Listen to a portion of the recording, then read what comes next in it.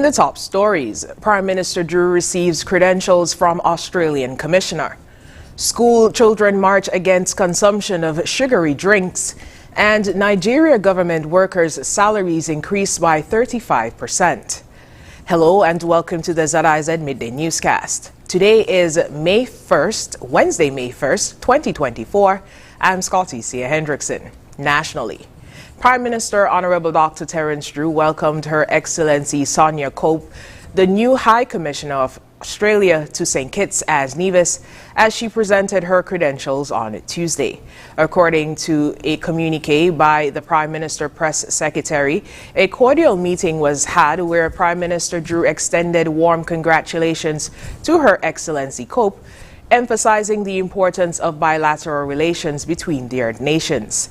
He is quoted as saying, "Your appointment signals a new chapter in the relationship between our nations, and I am confident that your tenure will further fortify the bonds of our cooperation and goodwill between Australia and St. Kitts and Nevis." End quote.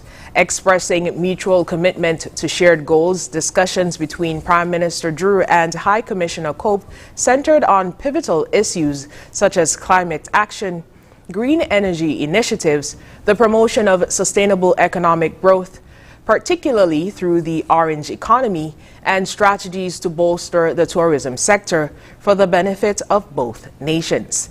High Commissioner Cope commended Prime Minister Drew for his recent address at the United Nations General Assembly and praised St. Kitts and Nevis's dedication to green energy solutions, highlighting the ongoing geothermal project in Nevis as a significant step towards sustainable development.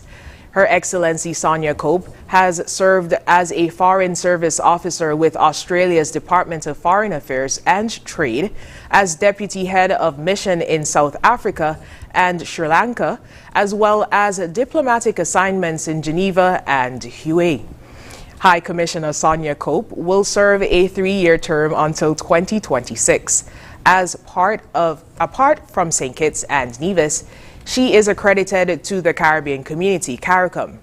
St. Kitts and Nevis established diplomatic relations with Australia in 1986. In an effort to maintain the authenticity of the Kittitian experience to further protect the reputation of St. Kitts and Nevis as a premier tourist destination, the Minister of Tourism is pursuing new policy initiatives aimed at eliminating the sale of counterfeit merchandise at the port's entry.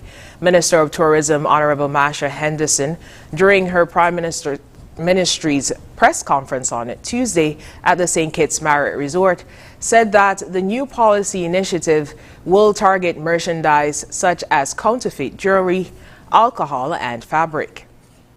I'm pleased to announce a new policy initiative aimed at eliminating the sale of counterfeit merchandise at our ports, encompassing items such as jewelry, alcohol, and even fabric.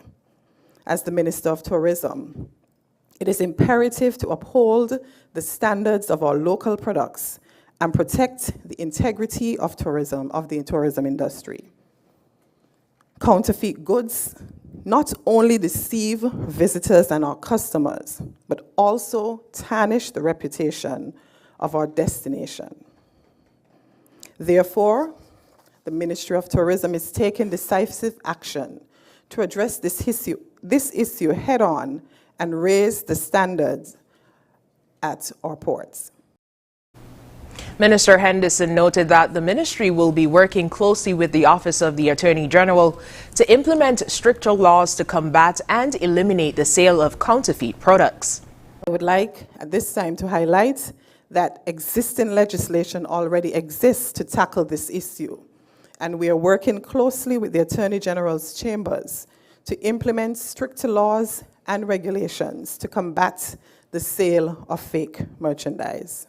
The support of the Attorney General's office is crucial in ensuring that these measures are effectively enforced and violators are held accountable. Minister Henderson reaffirmed that the Ministry of Tourism values the collaboration and cooperation of merchants operating at Port Zante and at the RLB International Airport in their efforts to combat the sale of fake merchandise, adding that, and I quote, "By working together, we can ensure that our ports offer only genuine, high-quality products to our visitors and locals," end quote. 8 bills will be introduced and have a second reading on Thursday at 10 a.m. when the National Assembly meets at the Chambers of Government headquarters on Church Street. 6 bills will receive their first reading, while 2 others are slated for second readings. Of the 6 new bills, Prime Minister Honorable Dr. Terence Drew will introduce 3 bills: the Companies Amendment Bill 2024, Virtual Assessment Amendment Bill 2024, and Non-Governmental Organizations Amendment Bill 2024.